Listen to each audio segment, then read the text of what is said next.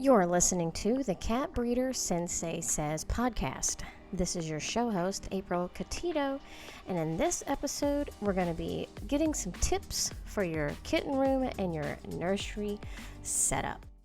If you're just getting started, then you're probably super excited about setting up your nursery and your birthing room and the place where your kittens will grow up and become the beautiful kittens that will eventually go to their new homes. But the question always comes up, what should I put in the nursery? Like I see people asking, let me see a picture of your setup and give me some ideas on how to do that. So in this episode, I'm going to give you some tips on how to do that, and we'll get right to it right after this short message. Do you want to learn how to become a successful breeder of pedigree cats? Now you can. For the first time ever, enroll in an online training course that takes you step by step through everything you need to know to get on the right track. Visit catbreedersensei.com to sign up today and use code podcast21 to get $25 off. Okay, we're back. So there's kind of a couple of different phases that your kitten room and your nursery will go through. You go through the birthing and delivery phase, and then you kind of go through the litter training, and then you go through the older kitten phase. So we'll go through each one of these and mention some good ideas for things that you should have in your room. Disclaimer. All of the information that you hear in this episode is based on my personal knowledge or my personal experience. You may certainly have a different experience than I do. So remember, the best way to do things is your way. So let's talk about the birthing box or the tent. So it's a place where your queen can feel safe to deliver her kittens. And cats tend to usually like places that are out of the busy traffic areas, maybe even a dark covered area or a box. So there's different options on how you can set up your birthing box or your tent for your queen and make sure that you get this ready about a week before she is expected to deliver her kittens. So one option is a cardboard box. So you can prepare a little cardboard box for her and put some blankets in there for her. And once she's done delivering her kittens, you can just throw that away. Because of course, delivering kittens does get a little bit messy. So a cardboard box is certainly an option. You can use a kennel and you can just throw a blanket over it so that it's nice and private and she feels safe. The most important thing for your queen is for her to feel safe when she's delivering her kittens. So like a small or medium-sized dog kennel is good. It's just like a little den, right, that she can get in. And of course, you don't want to shut the door. She needs to be able to come in and out and go in there and do her nesting, a couple of days before she actually delivers. But it's like a little house that she can get in. They also make playpens for pets, and they're like pop-up tents. And those are also good for birthing tents and for a place for the mom to feel safe and secure and to deliver her kittens. And there's also queen cages. So on the website catbreedersensei.com, if you find the episode tips for kitten room and nursery setup, there'll be some links and some resources of where you can find all of these things that I'm mentioning in this episode.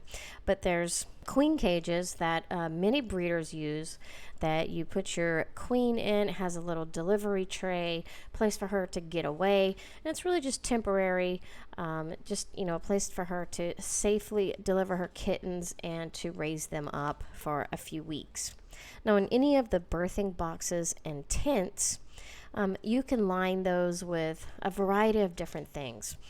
Some people use puppy pads. There are like adult mattress size incontinence pads that are great for delivery boxes. You can use newspaper, old t-shirts. So you can get creative with the type of lining that you use in your birthing boxes or your tents.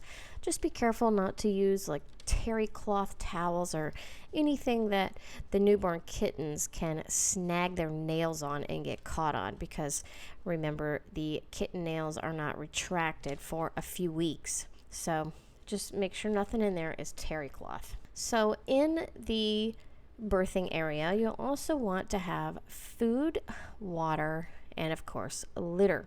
And ideally, you want these at least 2 feet away from each other. So, food, water, litter, birthing tent, all 2 feet away from each other. That would be ideal setup in a small space for your queen. Make sure you also have a cat tree for mom or a window perch. And if you have a cat tree in your kitten room or your nursery, then try to keep it about 36 to 42 inches max. And that is because once the kittens start climbing on the cat trees, they love to just go wild and jump off. And I just like for it to be, a safe height so that, they're not climbing up too tall and just nose diving right off the top of the tree.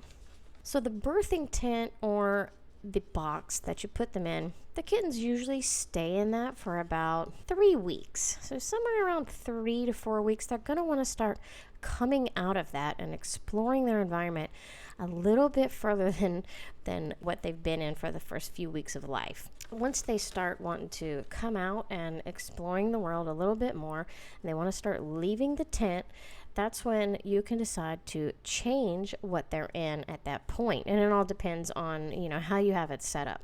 Some people set their birthing area up so that there is no transition. The mom can go into maybe the playpen area, or if you make a little yard, a yard, I mean like enclosure, then she can just go in there to have her kittens, and then the kittens actually grow up in this little playpen. And I'll talk about that in a minute. There's a really great product that I'll mention here in a second that you can check out for something like that. So once the kittens start coming out and exploring on their own, you can transition them from their birthing box over to one of these options. So a kitten play yard, and that is, I'll have some links again, like I said, on the website. You build like some walls and just kind of close in a little area for them to be able to romp around and play and have their toys and start, wrestling with each other. You can put them in a large kennel, so maybe go from a small or medium-sized kennel over to a large kennel, and make sure that they have kitten litter in there, their food and their water, and they are super messy at this age, so make sure that you keep these areas super clean. And the play yard that I want to mention is called Clearly Loved Pets. So it's a super design. It has clear walls so that you can see in and see the kittens and the mom and see what they're doing all the time. And you can set it up pretty much anywhere. So if you are actually raising kittens in your living room or your family room or your bedroom even, like some people do, you can use the Clearly Loved Pets enclosure and set everything up inside there. Has a door so that you can come in and out and clean the kitten area, and the kittens, they can't get out and get into mischief, so they're safe inside their little enclosure. So I'll have the link to that on the website. Just go to catbreedersensei.com and click on podcast, and this is episode 18. I'll have all of these resources to these products that I'm mentioning in the show notes. Now, about ages 3.5 to, let's say, 6 weeks old, you're going to be in a litter training phase. And that's why you want to have them in a little small area where they still have room to play and romp around, but they have litter boxes in multiple places. So if you have 2 or 3 litter boxes for a litter, that's better, because you want to make sure they have them everywhere, and no matter what they're doing, they're in quick access to a litter box. And here's a side note.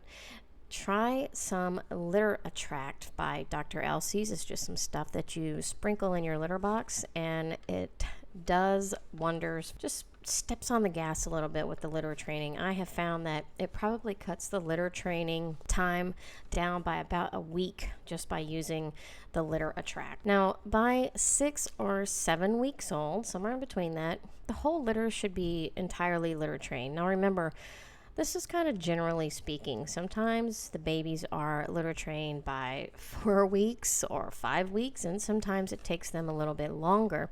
So don't try to put everybody into a general classification and be disappointed if one takes longer than the other. Just generally speaking, from what I've seen, around 6 weeks old, everyone is using the litter box as they should. Another side note, when they're not litter trained, if you have any soft beds or, anything, blankets or anything, they will pee pee and poo poo on that stuff. So be mindful of that when you're arranging things in their little area when they're doing their litter training, that they'll pee and poop in that. They'll even pee and poop in their food bowls. So they'll get in there and kind of dig around, and maybe to them it feels like litter, and so they'll pee in there and poop. So you gotta watch that too. All right, once they graduate from their litter training phase and they go to the big kitty phase, then you can add more stuff into their area, more cat beds, cat trees, just more things that they can get into and play with, tunnels, toys, things to climb on. Again, be careful about the height of your cat trees. They like to hide in things, so little boxes with holes. Just a little something to mention is be careful about choosing kitten toys that their nails can get caught in. Now, they do retract by this age, but they'll still play with stuff and they'll get caught in like little tiny areas of bells, because, people love to buy kitten toys that have bells on them, and they'll get their claws stuck in them. And I've had them even get their little claws stuck in door hinge. So they're, batting at the door hinge and they get their claws stuck in there. So you just have to be careful about everything that you put in a kitten room. Also, anything that has cables or is plugs into the wall, they will chew that right up. They'll tear it right out of the wall, right out of the socket. I'm trying to right now find a solution for anything that has to be plugged in. Like I have a camera in there that I like to pop in and monitor the kittens, but they've chewed up a couple of cables. So right now I don't have, once they get to this phase, I don't have anything that has any cables or anything that has to be plugged in. So they will definitely chew up anything that's plugged into the wall, any outlets. Carpeted stuff tends to get really messy and dirty, and sometimes they'll poop and they'll get some stuck on their fur, and they like to wipe it on the floor, on the carpet, whatever that you have. So carpeted stuff, if you don't like that kind of messy arrangement, then they do make cat trees that don't have carpet. They have little traction pads that you can wash. You can remove them and wash them. But any cat tree with carpet, it's gonna get messy really fast. To me, they're disposable. So hopefully these tips for setting up your kitten room and your nursery is going to help you get things off the ground and give you a vision of some of the things that you might want to throw in your kitten room and nursery. Again, I have lots of resources for these, some kitten play yards, some kennels, the Clearly Loved Pets, the litter attract. I'll put the pop-up tents, even the incontinence pads. I use those for everything. I'll have these all in the show notes. So again, you can go to catbreedersensei.com, click on podcast, and this is episode 18, where you can find the direct links for all of these things that I've mentioned in this show. If you found this episode useful, please leave us a 5-star review on whatever platform that you listen to our show on. That would help us tremendously. And be sure to subscribe so you don't miss the next episode of Cat Breeder Sensei Says. We are here to create a positive community for the pedigree cat breeders, and we are glad that you are here with us. So until next time, you guys make good choices, and I'll be seeing you guys later. Bye.